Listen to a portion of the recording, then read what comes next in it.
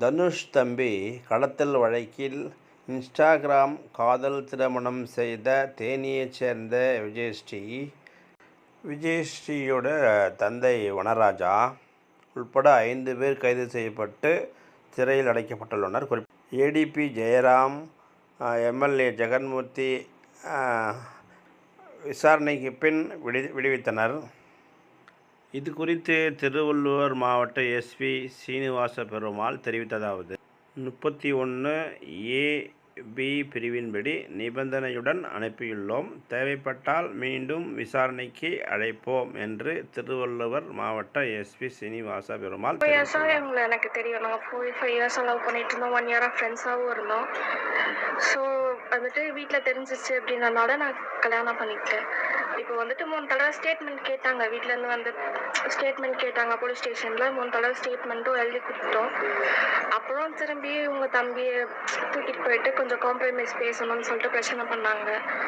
அது என்னன்னு தெரியல. அம்மா பதட்டத்தில் அந்த மாதிரி கால் பண்ணி இந்த மாதிரி போலீஸ்க்கு இன்ஃபார்ம் பண்ணோடனே அது கொஞ்சம் கேஸ் ஆயிடுச்சு. இப்போ வந்துட்டு சரி ஓகே, அவங்க தான் தெரிஞ்சிச்சு காம்ப்ரமைஸாக போகணும் அப்படின்னு சொல்லிட்டு. எங்கள் அப்பான்னு தெரிஞ்ச முன்னாடி காம்ப்ரமைஸாக போகணும்னு சொல்லிட்டு நாங்கள் கேஸ் வாபஸ் வாங்கிட்டோம்.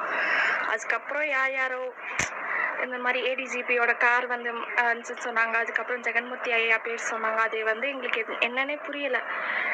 ஏன் அவங்களாம் இதுக்குள்ளே இன்வால்வ் ஆனாங்க, எதனால் அவங்க பேர்லாம் வருது, எங்களோட கேஸ்னால ஏன் அவங்க பேர்லாம் வருதுன்னு சொல்லிட்டு எங்களுக்கு சுத்தமாக இது வரைக்கும் புரியவே இல்லை.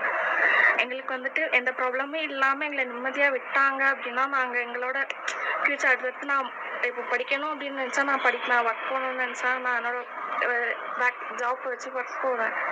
ஸோ எங்களை நிம்மதியாக விட்டால் மட்டும் போதும் அப்படின்னு சொல்லிட்டு இல்லை, என்ன எதுவும் மிரட்டலை.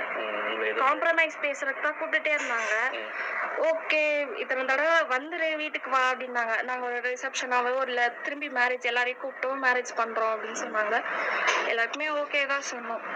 அவங்க ஏன் திடீர்னு இப்படி இறங்கினாங்க, இந்த பையனை கூப்பிட்டு போய் எங்கே இருக்காங்க அப்படின்னு சொல்லி கேட்டாங்கன்னு எனக்கு இது வரைக்கும் தெரியும். இந்த தொடர்பு உங்க கேஸில் ஏடிஜியோட கார் வந்ததாகவும் அவரு அந்த தம்பி கடத்தினதாகவும் ஜெகன்மூர்த்தி இன்வால்வ் ஆனதாகவும் கூறப்படுகிறது. இன்னைக்கு இந்த கேஸ் தான் இன்னைக்கு தமிழ்நாட்டிலேயே பெரிய கேஸாக போயிட்டு இருக்குது. எப்படி பார்க்குறீங்கம்மா?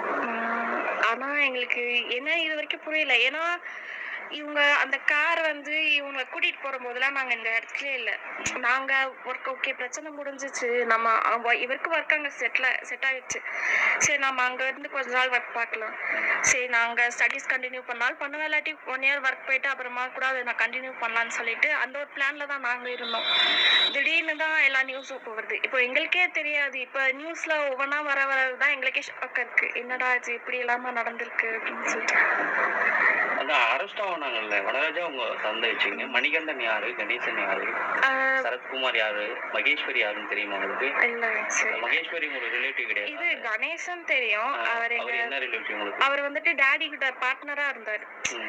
எனக்கோ சித்தப்பா. நான் அவரை வந்துட்டு சின்ன வயசுல இருந்து பாத்துட்டு இருக்கனால அவரை சித்தப்பான்னு சொல்லி கூப்பிடுவேன். அதனால எனக்கு அவர் தெரியும். இல்ல ஏடிஜி சாரோடைய லிங்க் உங்க உறவினர்ல யாரும் இருக்காம சொல்றாங்க, அது தெரியுமா? எனக்கு அது தெரியாது.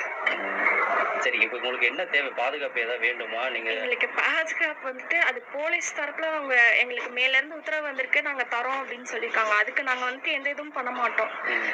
எங்களை வந்துட்டு இந்த பிரச்சனையில இருந்து எப்படியாச்சும் நாங்க வெளியே வந்து எங்களுக்கு ஒரு நார்மல் லைஃப் வேணும். எவ்வளவு நாள் நாங்க இந்த பிரச்சனையிலேயே உட்காந்துருக்கு, 3 months ஆச்சு. இந்த பிரச்சனையில தான் நாங்க உட்காந்துருக்கோம். இந்த பிரச்சனை ஓரளவுக்கு முடியணும், முடிஞ்சுட்டு எங்களுக்கு நார்மல் லைஃப் வேணும். அதுதான் நாங்க எக்ஸ்பெக்ட் பண்றோம்.